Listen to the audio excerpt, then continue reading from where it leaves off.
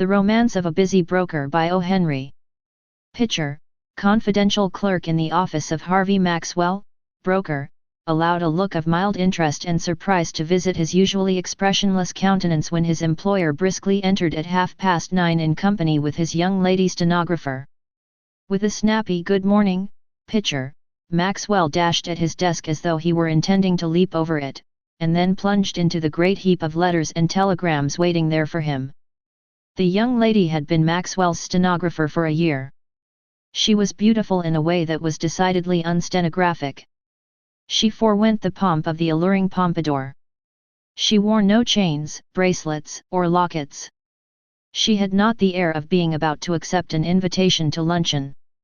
Her dress was grey and plain, but it fitted her figure with fidelity and discretion. In her neat black turban hat was the gold-green wing of a macaw. On this morning she was softly and shyly radiant.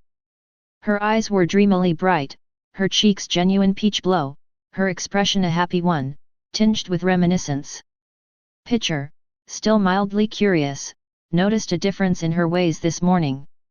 Instead of going straight into the adjoining room, where her desk was, she lingered, slightly irresolute, in the outer office.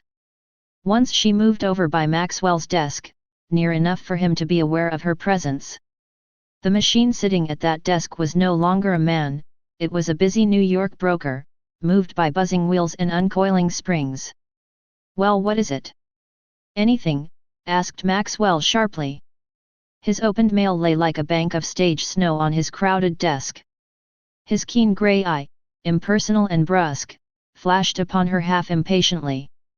"Nothing," answered the stenographer, moving away with a little smile. "Mr. Pitcher," she said to the confidential clerk, "did Mr. Maxwell say anything yesterday about engaging another stenographer?" "He did," answered Pitcher. "He told me to get another one. I notified the agency yesterday afternoon to send over a few samples this morning. It's 9:45 o'clock, and not a single picture hat or piece of pineapple chewing gum has showed up yet." "I will do the work as usual, then," said the young lady, "until someone comes to fill the place." And she went to her desk at once and hung the black turban hat with the gold-green macaw wing in its accustomed place. He who has been denied the spectacle of a busy Manhattan broker during a rush of business is handicapped for the profession of anthropology. The poet sings of the crowded hour of glorious life.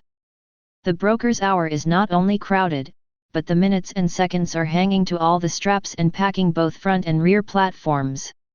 And this day was Harvey Maxwell's busy day. The ticker began to reel out jerkily its fitful coils of tape, the desk telephone had a chronic attack of buzzing.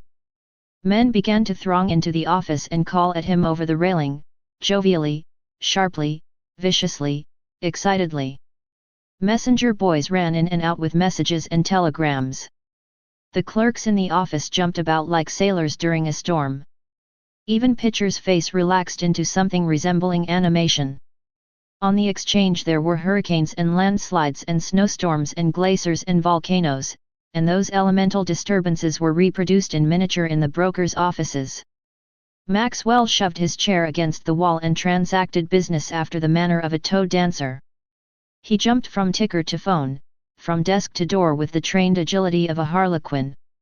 In the midst of this growing and important stress the broker became suddenly aware of a high-rolled fringe of golden hair under a nodding canopy of velvet and ostrich tips, an imitation sealskin sack and a string of beads as large as hickory nuts, ending near the floor with a silver heart. There was a self-possessed young lady connected with these accessories, and Pitcher was there to construe her. "Lady from the stenographer's agency to see about the position," said Pitcher.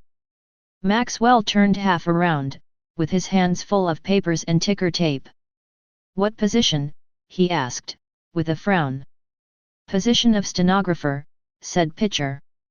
"You told me yesterday to call them up and have one sent over this morning."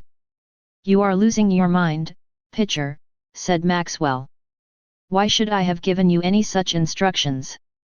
Miss Leslie has given perfect satisfaction during the year she has been here.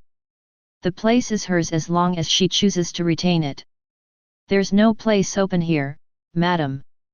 Countermand that order with the agency pitcher and don't bring any more of 'em in here. The silver heart left the office, swinging and banging itself independently against the office furniture as it indignantly departed. Pitcher seized a moment to remark to the bookkeeper that the old man seemed to get more absent-minded and forgetful every day of the world. The rush and pace of business grew fiercer and faster. On the floor they were pounding half a dozen stocks in which Maxwell's customers were heavy investors. Orders to buy and sell were coming and going as swift as the flight of swallows. Some of his own holdings were imperiled, and the man was working like some high-geared, delicate, strong machine strung to full tension, going at full speed, accurate, never hesitating, with the proper word and decision and act ready and prompt as clockwork. Stocks and bonds, loans and mortgages, margins and securities, here was a world of finance, and there was no room in it for the human world or the world of nature. When the luncheon hour drew near there came a slight lull in the uproar. Maxwell stood by his desk with his hands full of telegrams and memoranda, with a fountain pen over his right ear and his hair hanging in disorderly strings over his forehead.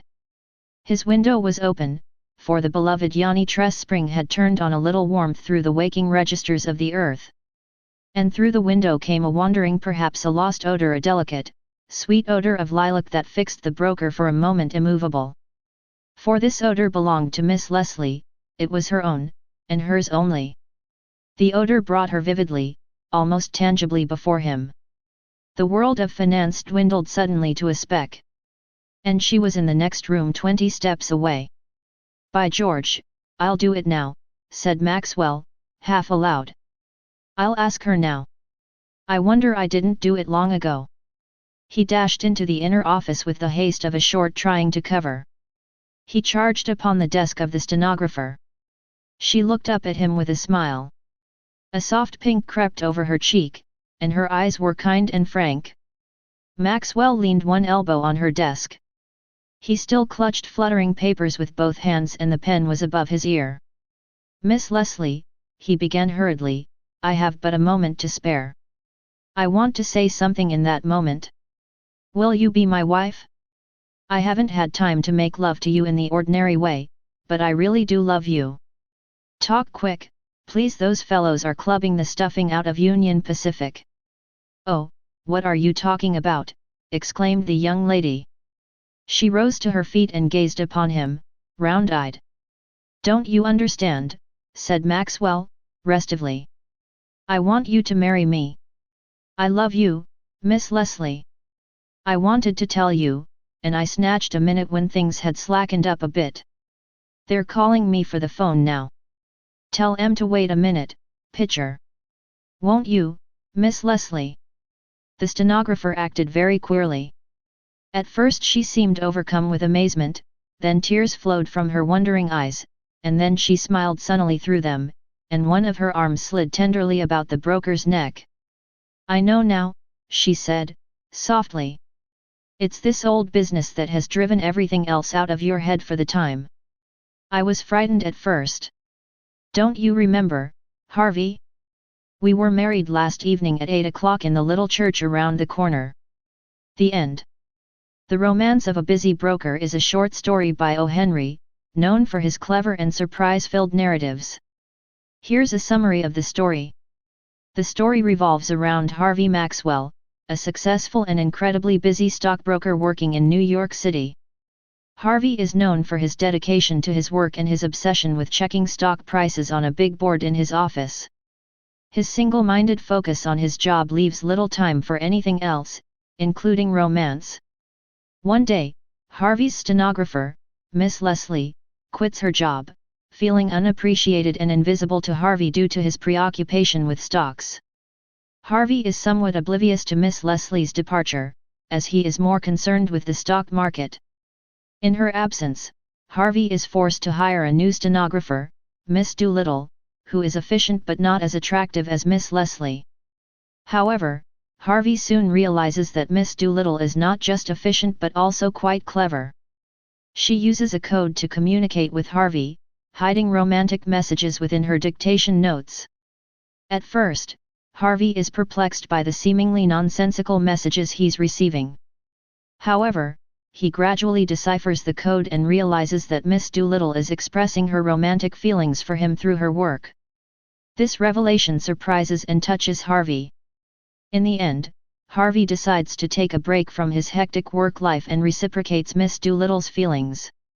He decides to give more attention to matters of the heart, showing that even the busiest of individuals can find love when they least expect it. The Romance of a Busy Broker is a charming and humorous tale that explores themes of love, work-life balance, and the idea that love can often find its way into the most unexpected places.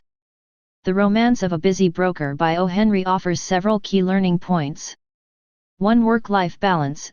The story highlights the importance of achieving a balance between one's professional life and personal life. Harvey Maxwell's single-minded focus on his work causes him to neglect his personal relationships, including potential romantic ones. This serves as a reminder that it's essential to strike a balance between career aspirations and personal connections. 2. Communication. The use of a secret code by Miss Doolittle to communicate her feelings to Harvey underscores the significance of effective communication in any relationship. It demonstrates how creative and thoughtful gestures can bridge gaps and convey emotions, even in unexpected ways. 3. Perception versus reality. Harvey initially underestimates Miss Doolittle based on her appearance and initial interactions. However, as he deciphers her hidden messages and gets to know her better, he realizes her true intelligence and depth. This teaches us not to judge others based solely on first impressions. 4. Embracing change. When Harvey's regular stenographer, Miss Leslie, leaves, it initially disrupts his routine. However, the arrival of Miss Doolittle and her unique approach to communication forces Harvey to adapt to change. This illustrates the need to be adaptable and open to new experiences and people. 5. Recognition of feelings. Harvey Maxwell's realization of Miss Doolittle's romantic feelings for him serves as a reminder that sometimes we may be so absorbed in our daily routines that we overlook the emotions and intentions of those around us. It's essential to be attuned to the feelings of others. 6. Unexpected love. The story demonstrates that love can often bloom in unexpected places and at unexpected times. Harvey's busy life did not leave room for romance, but he finds it in the most unexpected way through his stenographer's secret code. This teaches us to be open to love and connection when it comes our way, even if it doesn't fit our preconceived notions. Overall, The Romance of a Busy Broker conveys important lessons about work-life balance, communication, perception, adaptability, and the unexpected nature of love, reminding us to appreciate the richness of human connections beyond the demands of our busy lives. Thank you for listening.